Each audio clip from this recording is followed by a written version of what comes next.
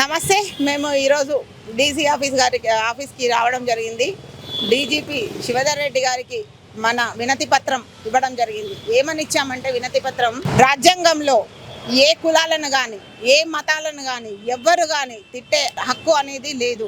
కాబట్టి ఈరోజు కులాల మధ్య కుంపట్లు పెట్టి రాష్ట్రాన్ని రామణ కాష్టంలా మార్చాలి అనుకుంటున్న కొంతమందికి మాత్రమే మేము వార్నింగ్ ఇస్తున్నాము. రాజ్యాంగంలో ఏదైతే ఉందో 50% రిజర్వేషన్ దాటొద్దు అని అయితే ఉందో ఆ రాజ్యాంగ ఉల్లంఘన చేస్తూ ఏదైతే ఈ రోజు రేవంత్ రెడ్డి గారు నిర్ణయం తీసుకున్నారో దానికి మాత్రమే వ్యతిరేకంగా మేము కోర్టుకు వెళ్ళడం జరిగింది. దానికి మాత్రమే వ్యతిరేకంగా పోరాడడం జరుగుతుంది. అది కూడా సహించలేని మీరు ఈ రోజు ఇష్టం వచ్చినట్టు తిట్టడం, ఇష్టం వచ్చినట్టు నోటికొచ్చినట్టల్లా మాట్లాడడం, నోరుంది కదా అని అసలు ఒక మనిషికి విలువ లేకుండా, నైతిక విలువలు మనం సమాజంలో ఉన్నాము, మనం భావితరాల వరకు ఒక ఆదర్శంగా నిలబడాల్సిన వారం, అలాంటి మనమే ఈరోజు ఇష్టం వచ్చినట్టు నోటికొచ్చినట్టు తిట్టడం అనేది కరెక్ట్ కాదు.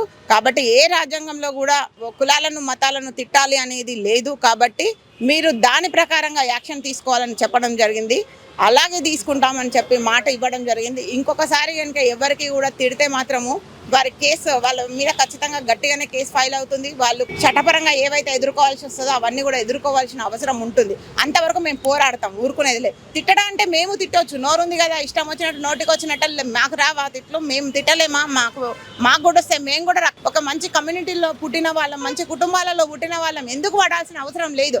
కానీ మాకంటూ ఒక విజ్ఞత ఉంది. ఆ విజ్ఞతను గౌరవిస్తూ, ఈ సమాజాన్ని గౌరవిస్తూ, ఈ చట్టాలను గౌరవిస్తూ ఏ ఒక్కరిని కూడా ఏ ఒక్క మాట కూడా మాట్లాడింది లేదు.